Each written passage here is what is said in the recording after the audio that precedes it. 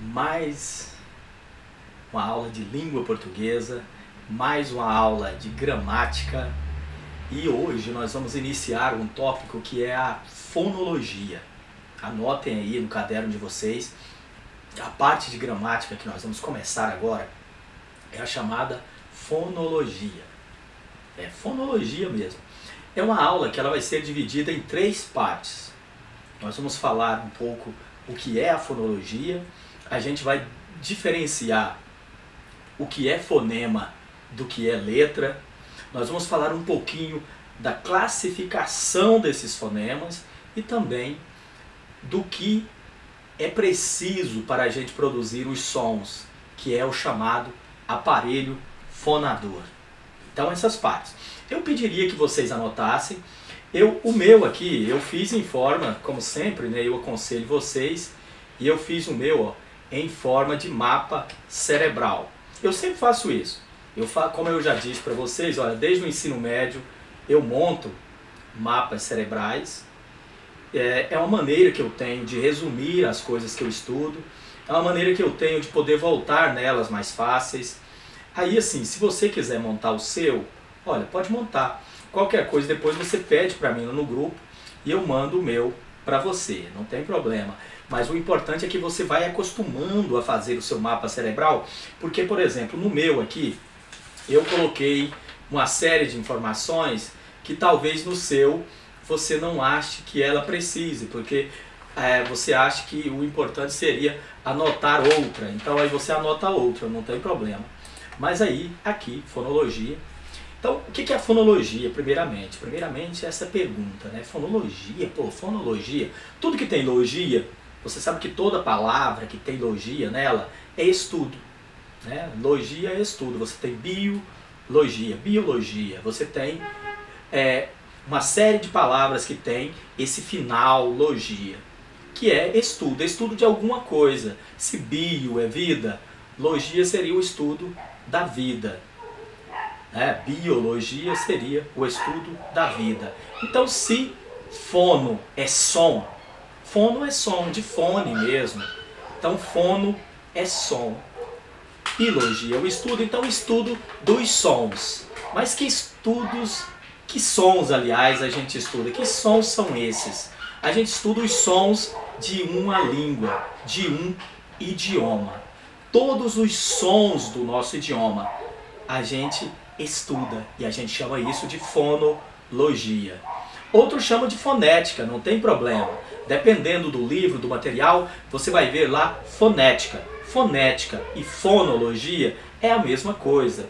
É o estudo dos sons do nosso idioma. E estuda o que nesses sons? A gente estuda a função dele. Qual a função do som no nosso idioma? Não é qualquer som que pertence ao nosso idioma. Cada idioma tem sons muito específicos que fazem aquela língua ser aquela língua. O que faz o português ser português são os sons da língua portuguesa. O que faz o inglês ser o inglês são os sons também que pertencem ao idioma inglês. Dizem que uma criança, quando ela começa a produzir ali os primeiros sons, a gente chama de balbucio. Quando ela começa a balbuciar os primeiros sons, ela teoricamente balbucia os sons de todos os idiomas.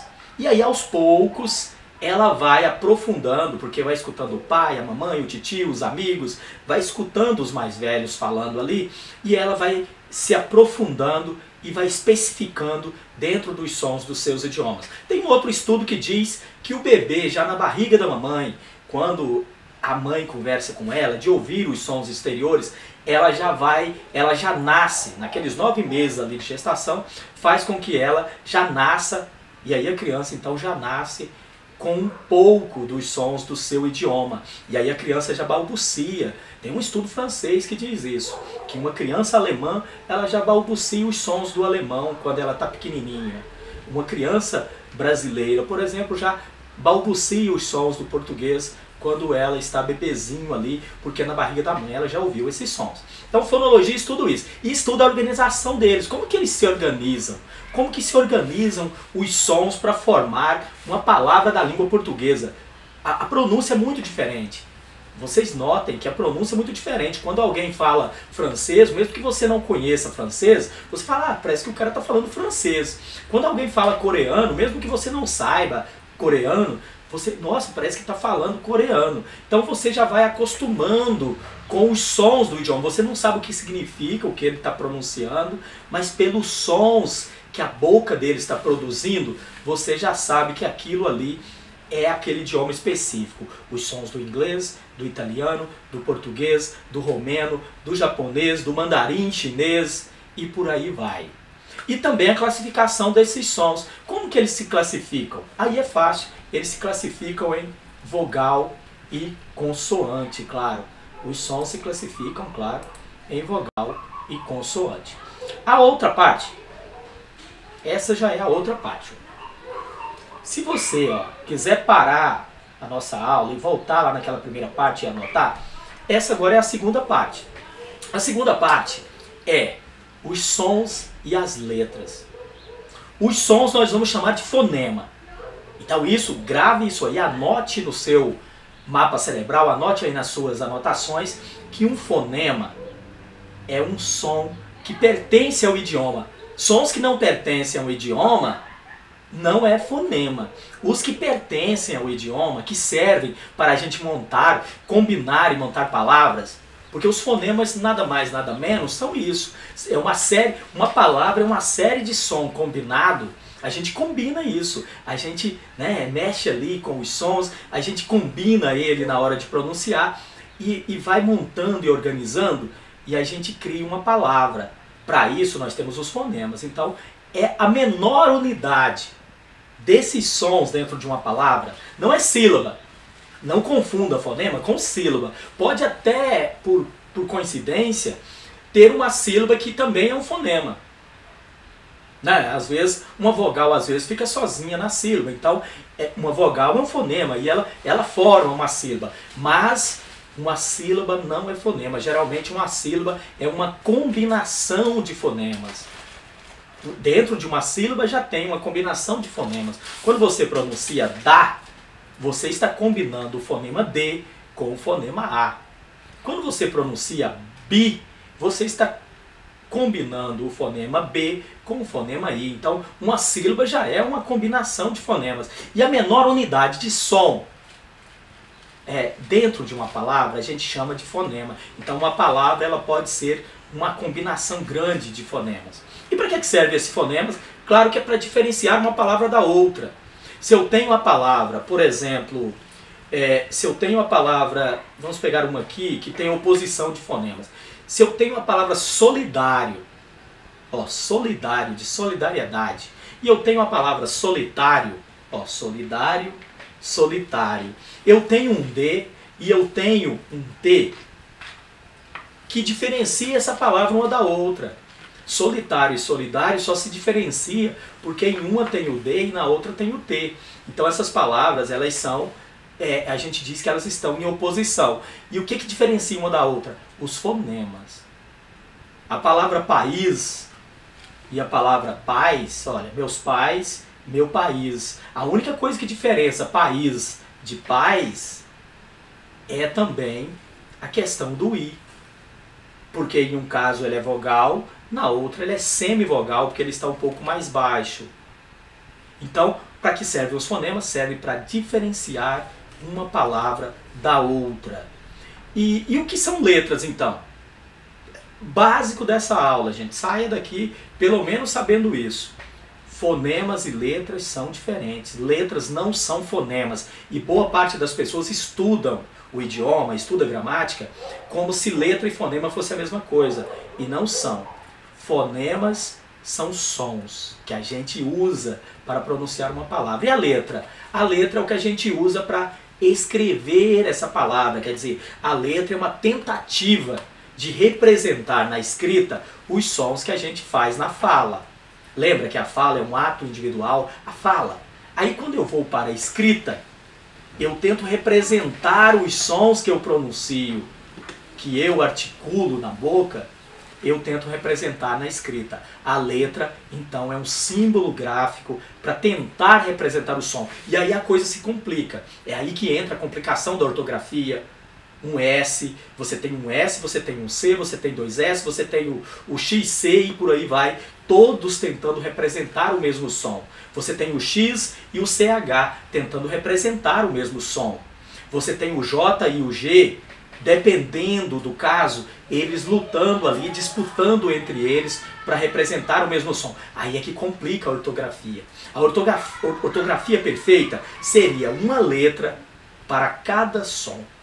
Mas como tem muito som no idioma, aí as letras se complicam. E aí tem um fenômeno que nós estudamos lá atrás, que é a variação linguística. A variação linguística às vezes faz com que uma letra comece a representar o som que antes que era de outra letra.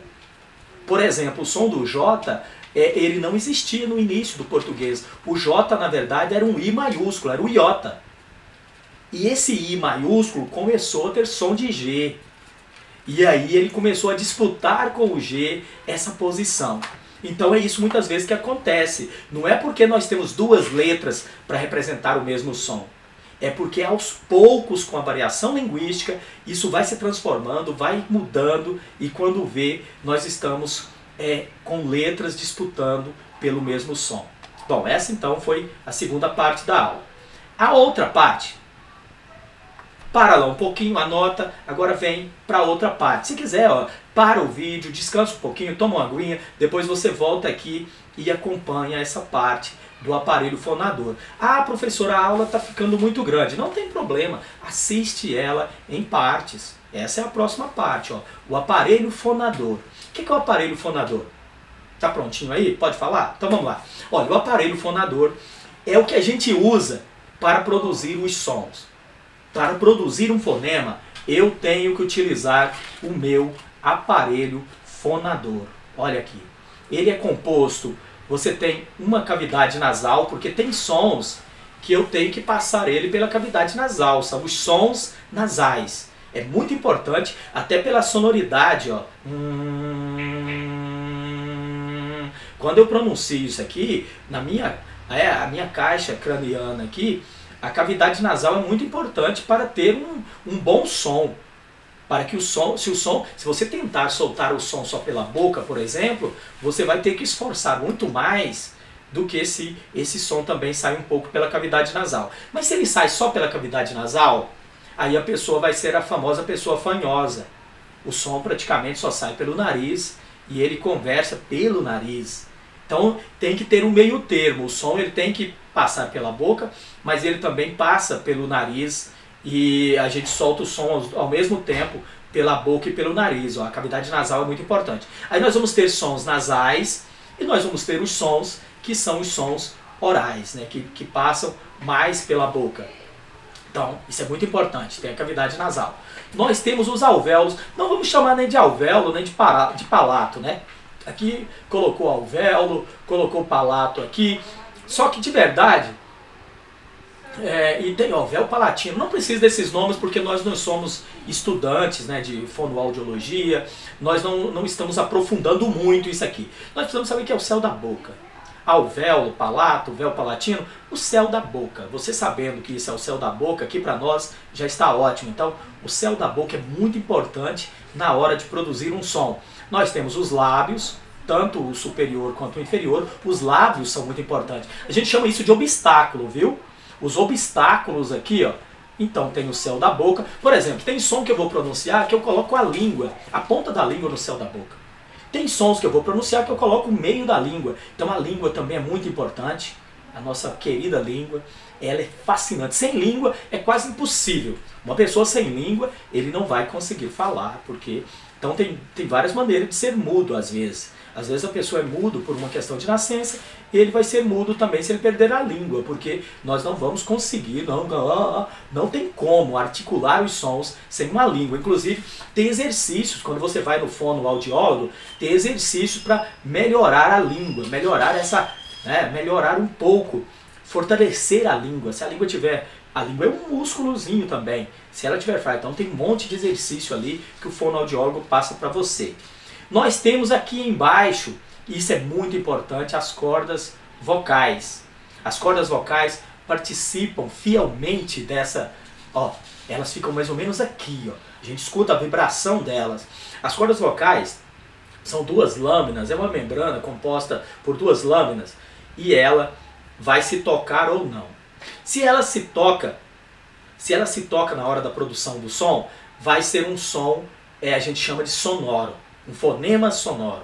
Se elas não se tocam, se fica um pouco mais distante na hora de produzir o som, a gente chama de fonema surdo. Então o fonema ele vai poder ser sonoro ou surdo, dependendo do tipo de vibração das cordas vocais. E outra parte importante são os dentes. Então isso é o nosso aparelho chamado aparelho fonador, é o mecanismo que nós usamos para produzir os sons. E a gente chama também de obstáculos. A próxima parte, dá aquela paradinha, anota o que tem de anotar. Ó, eu espero você. Eu espero você. Não tem problema, essa aula vai ficar com quase 20 minutos, mas você pode pará-la a qualquer momento e assistir o resto depois, não tem problema. Mas você tem uma semana, né? As coisas que eu passo para vocês, eu só cobro na outra semana. Então, você tem uma semana para assistir 20 minutinhos de aula, não precisa de assistir tudo de uma vez. E aí, então, pronto? Prontinho aí? Pode continuar? Vamos continuar então a última parte da nossa aula, que são como que classificam os fonemas, aliás. Grande pergunta. Quais os tipos de fonema? Só tem 3. Vogal, consoante, semivogal. Cláudio, isso acontece em todos os idiomas? Sim. Resposta simples. Sim, em todos os idiomas nós teremos vogais, consoantes e semivogais. Não importa. São sempre os mesmos? Não. Existe até uma tabela chamada Tabela Fonética Internacional. É um livro e nela vai estar todos os fonemas. Aí sim, é o pessoal que faz faculdade, seja de fonoaudiologia. Fonoaudiologia é um curso muito próximo do de letras, só que uma parte mais assim médica, né? Porque ele vai tratar, vai poder até fazer ali uma cirurgia, às vezes, dependendo do caso. Às vezes, se a pessoa tem a língua presa, tem que fazer a cirurgia. Se ele tem um problema na membrana nasal, que prejudica a pronúncia dos sons, tem que melhorar isso e por aí vai. Então, o fonoaudiólogo é uma parte médica ali da questão do aparelho fonador e tudo que atrapalha ou que ajuda você a produzir sons. Ele pode fazer exercício com você para você articular melhor, melhorar sua dicção, melhorar sua capacidade de pronúncia, melhorar sua capacidade de respiração. A respiração é muito importante também. Cláudio, mas e vogais? O que são então as vogais? Vocês aí, respondam para mim o que são vogais. Simples, não é? É claro que vocês conseguiram responder. Vogal é qualquer som, não coloquei ali, mas anota no seu. Qualquer som que eu pronuncio e não tem obstáculo. Lembra o que são os obstáculos? O dente, os lábios, o céu da boca, a língua e por aí vai. Quando não há obstáculo, quando esse som sai livre, ó, eu só abro a boca e esse som sai livre. O que seria um obstáculo? Seria a língua tocar o céu da boca, seria a língua tocar o dente, seria o dente tocar o lábio, seria o lábio tocar no outro.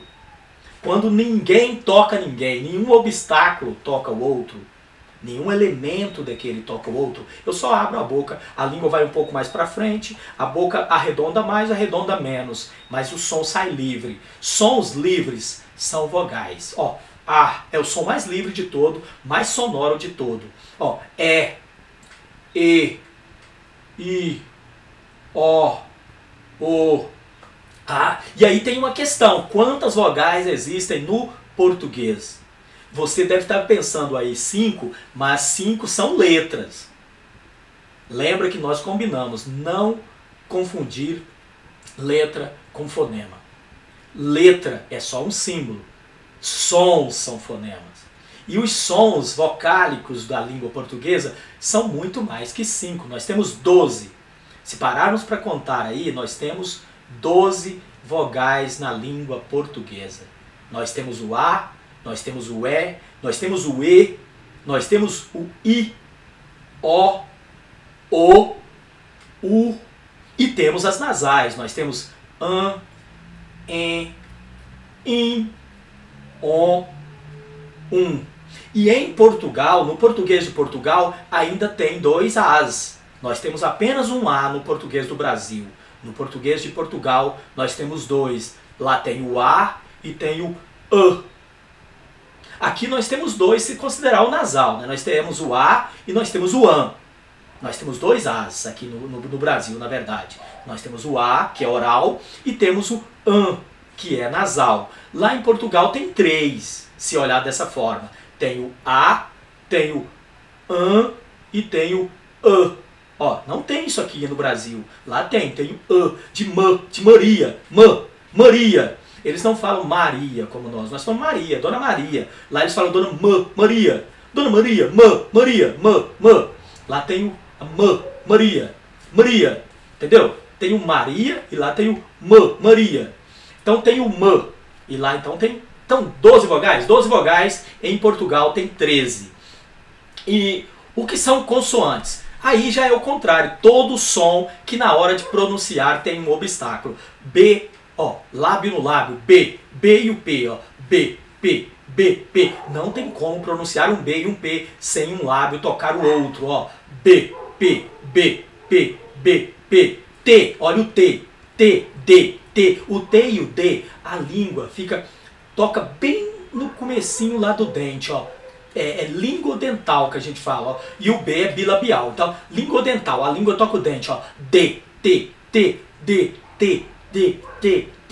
Ó, não tem como, a pontinha da língua vai lá, ó, vai lá no céu da boca, tocando o comecinho do dente. Se você põe em outro ponto, a pronúncia não fica perfeita. A pronúncia perfeita dos fonemas, inclusive se você tem dificuldade com fonema, tem um exercício muito legal. Pronuncia eles em silêncio, não grita eles, mas pronuncia. Fala, ó,